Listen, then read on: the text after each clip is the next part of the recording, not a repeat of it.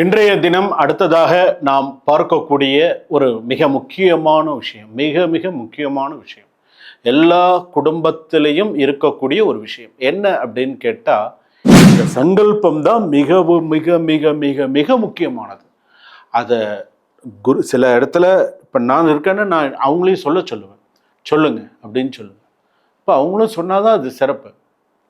அந்த மாதிரி அந்த மந்திரத்தை நம்ம சொல்லணும். எதுக்காக சொல்றேன்னா, இதெல்லாம் சங்கல்பத்தில் உண்டு. இப்போ நான் அந்த பஞ்சபூத கூட்டு அப்படின்னு சொன்னேன் இல்லையா, வீட்டில் நீங்க பண்றீங்க இல்லையா, அதுவே சிறப்பு தான். இதுல ஏதாவது ஒரு விஷயம் குறைஞ்சா கூட அது குறைவு தான். அது பூஜையே இல்லை, அது பூஜையே கிடையாது. பஞ்சபூத கூட்டு அப்படின்னு பேர். இதுல ஒண்ணு குறைஞ்சா கூட அது பஞ்சபூத சக்தி கேள்விப்பட்டிருக்கீங்களா? நிலம், நிரப்பு, நீர், காற்று, ஆகாயம் கேள்விப்பட்டிருக்கீங்களா? உங்களுக்கு தெரியாதது இல்லை, உங்களுக்கு நான் சொல்லணுங்கிறது கிடையாது, எல்லாம் உங்களுக்கு தெரிஞ்சது தான். இதெல்லாம் ஒரு நிதர்சனமான உண்மை. இதெல்லாம் நம்ம செய்யணும், இப்படியெல்லாம் நம்ம வழிபாடு பண்ணணும் அப்படிங்கிறதெல்லாம் இருக்கு. நம்ம செய்யணும், சங்கல்பம் பண்ணி பூஜை பண்ணணும். நிறைய சங்கல்பம். இப்போ என்னெல்லாம் நீங்க சங்கல்பம் சொல்ல சொன்னா 10 நிமிஷம் இல்லை 15 நிமிஷம் இல்லை என்னால் சங்கல்பம் சொல்ல முடியும். எதனால?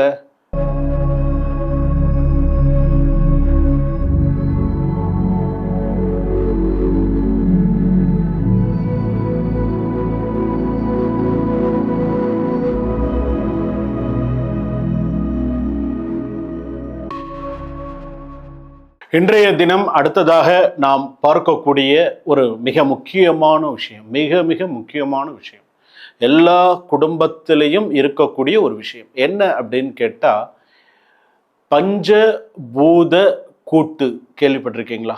பஞ்சபூத கூட்டு கேள்விப்பட்டிருக்கீங்களா? அது நிறைய இடத்துல கேள்விப்பட்டிருப்பீங்க. அதாவது இன்னைக்கு நம்மளுடைய பூஜை அறையில் இன்னைக்கு நம்ம கோவிலுக்கு போகிறோம், சங்கல்பம் பண்ணுறோம். கோவிலுக்கு போகிறோம், என்ன பண்ணுறோம்? சங்கல்பம் பண்ணுறோம். யார் சங்கல்பம் பண்ணுறா? அங்கே இருக்கக்கூடிய சிவாச்சாரியார், அங்கே இருக்கக்கூடிய ஐயர் யார் இருக்காங்களோ அவங்க வந்து சங்கல்பம் பண்ணுறாங்க. எப்படி சங்கல்பம் பண்ணுறாங்க? நீங்கள் என்ன கோத்திரமோ உங்கள் கோத்திரத்தை சொல்கிறாங்க. சிவகோத்திரோத்பவஸ்யா. நீங்கள் விஷ்ணு கோத்திரமாக இருந்தால் விஷ்ணு கோத்திரோத்பவஸ்யா. ஒவ்வொருத்தரும் ஒரு கோத்திரமாக இருக்கும், அந்தந்த கோத்திரத்தை காஷ்யப கோத்திரோத்பவஸ்யா, ஸ்ரீவத்ச கோத்ரோத்பவஸ்யா, கௌஷே கோத்ரோத்பவஸ்யா, நைத்ருப காஷ்யப கோத்ரோத்பவஸ்யா.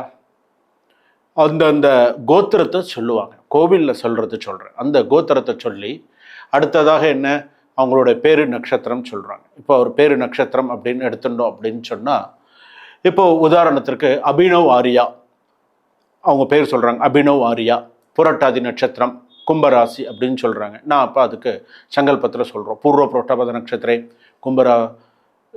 கும்பராஜாதஸ்ய அப்படின்னு சொல்கிறோம். நம்ம அதுக்கு அவங்களுக்கு என்ன தேவைன்னு நம்ம சொல்கிறோம், படிப்பு வேணும் அப்படின்னு சொல்கிறோம். அப்போ இந்த படிப்புக்கான சங்கல்பம் செய்கிறோம். ஒவ்வொருத்தர் கல்யாணத்துக்கு சொல்லுவாங்க, விவாகம், கல்யாண சங்கல்பம் அர்ச்சனை சொல்லும்போதே சொல்லி கொடுப்பாங்க. சாமி வணக்கம், சாமி வணக்கம்மா, இந்த மாதிரி கல்யாணம் அர்ச்சனை பண்ணணும். சரி, என்ன விஷயமா? உத்தியோகமா, தொழிலா, என்ன விஷயத்துக்காக சங்கல்பம் பண்ணணும்னு சொல்லுங்க. அது சுவாமிக்கு நல்லா சங்கல்பம் பண்ணி சுவாமிக்கு அர்ச்சனை பண்ணலாம்.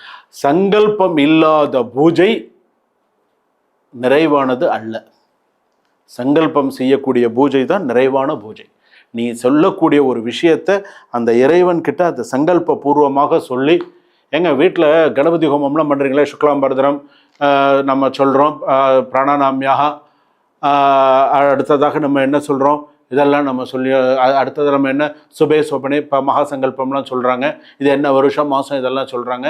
அடுத்ததாக இந்த இதெல்லாம் சொல்கிறாங்களா, அப்போது இந்த இடதுகை கீழே வச்சுக்கோங்க, வலதுகையினால் மூடிக்கோங்க அப்படின்னு சொல்லி சத்திய பிரமாணம் என்று சொல்லக்கூடிய அந்த சங்கல்பத்தை சொல்லி பண்ணுறாங்க.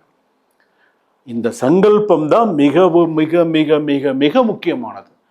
அதை சில இடத்துல இப்போ நான் இருக்கேன்னு நான் அவங்களையும் சொல்லுவேன், சொல்லுங்க அப்படின்னு சொல்லுவேன்.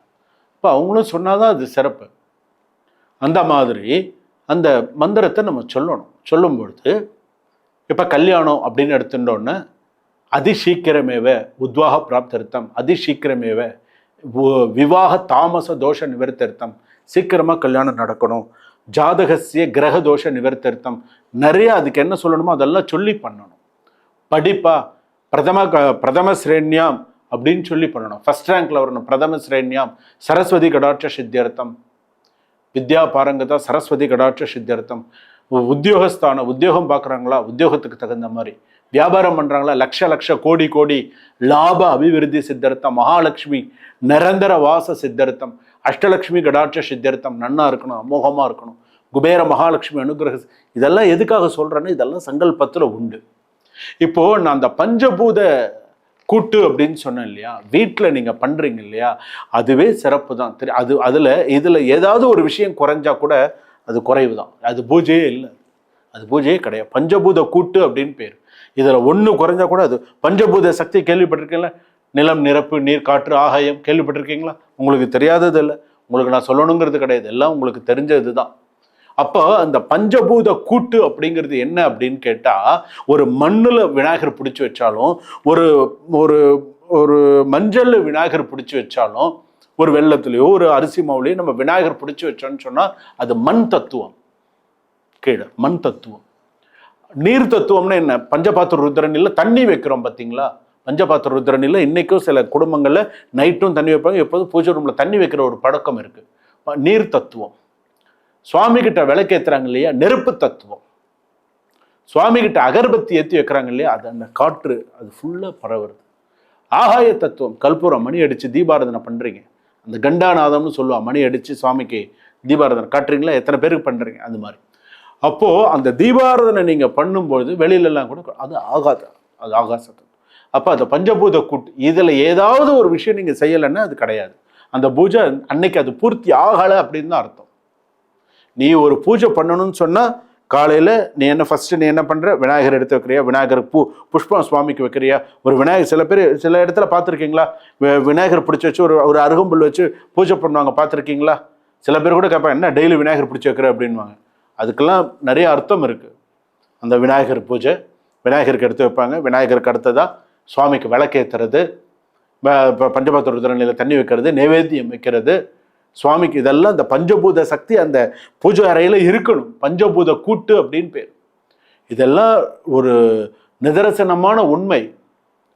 இதெல்லாம் நம்ம செய்யணும், இப்படியெல்லாம் நம்ம வழிபாடு பண்ணணும் அப்படிங்கிறதெல்லாம் இருக்கு. நம்ம செய்யணும், சங்கல்பம் பண்ணி பூஜை பண்ணணும். நிறைய சங்கல்பம். இப்போ என்னெல்லாம் நீங்க சங்கல்பம் சொல்ல சொன்னா 10 நிமிஷம் இல்லை 15 நிமிஷம் இல்லை என்னால் சங்கல்பம் சொல்ல முடியும். எதனால? ஒரு பொதுவாக நீங்கள் சொல்லுங்க அப்படின்னு சொன்னால் கூட, இப்போ ஒரு கும்பாபிஷேகம் சொல்லுவோம், இந்த கும்பாபிஷேகத்துக்கு தேவையான வந்திருக்கிற மக்கள்ல இருந்து எல்லாத்தையும் சொல்லுவோம், உலகக்ஷேமத்துக்காக செய்யறது கும்பாபிஷேகம், ஒரு வீட்டுக்காக செய்யறது கிடையாது. ஸோ அந்த கும்பாபிஷேகத்துக்கு சொல்றதா இருந்தாலும் சரி, தனிப்பட்ட முறையில் ஒரு வீட்டுக்கு போகிறோம், ஒரு வீட்டில் ஒரு கணபதி ஹோமம், ஒரு கிரகப்பிரவேசம், அஸ்ய எஜமானஸ்ய அப்படின்னு நம்ம சொல்கிறோம். அஸ்ய எஜமானஸ்யன்னா என்ன? நீங்கள் தான் எங்களுக்கு எஜமானன், மக்கள் தான் எஜமானன். இன்னைக்கு ஆட்சியாளர்களுக்கு கூட யார் எஜமானன்? மக்கள் தான் எஜமானன். ஆட்சியாளர்களுக்கு கூட மக்கள் ஓட்டு போட்டால் தான் நீ ஆட்சியில் உட்கார முடியும், இல்லைன்னா இல்லை. உண்டு தானே? ஆமாம் தானே? நீயா போய் உட்காந்துக்க முடியுமா? கிடையாது. அப்போ மக்கள் தான் முதல்ல. அப்போ அந்த மக்கள் தான் எஜமானன். ஒரு போலீஸ் அதிகாரியா இருந்தா கூட, ஒரு போலீஸ் அதிகாரிக்கு ஒரு மக்கள்ன்றது அவன் எஜமானன். அவன் கொடுக்குற டாக்ஸ்ல தான் உங்களுக்கு சம்பளம் வருது. டாக்ஸ் பே பண்றான்ல எல்லாத்துக்கும். ஸோ ஒரு போலீஸ்காரராக இருந்தாலும் சரி, ஒரு ஆட்சியாளர்களாக இருந்தாலும் சரி, அந்த எஜமானன்கிறது அந்த மக்கள் தான் எஜமானன். அந்த மக்கள் பார்த்து செய்யறது தான் எல்லாமே. அந்த மக்கள் தான் எல்லாருக்குமே அது பொதுவானது. அதனால நம்ம இதுதான் செய்யணும், இப்படிதான். மக்கள் நல்லா இருந்தால் தான் எல்லாருமே நல்லா இருக்க முடியும். மக்கள் நல்லா இருக்கணுங்கிறதுக்கோசரம் தான் ஆட்சியாளர்கள் ஆட்சி நடத்துறாங்க. மக்கள் நோய் நொடி இல்லாமல் இருக்கணும், மக்கள் பிரச்சனை இல்லாமல் இருக்கணும், சட்டம் ஒழுங்கு நல்லா இருக்கணும். இன்னைக்கு முதலமைச்சர் பார்த்து சில விஷயங்கள் செய்யறாருன்னா என்ன விஷயம்? பொதுமக்கள் எஜமானர்கள் எல்லாம் மக்கள் நல்லா இருக்கணும் அப்படிங்கிறதுக்கோசரம் செய்யறது.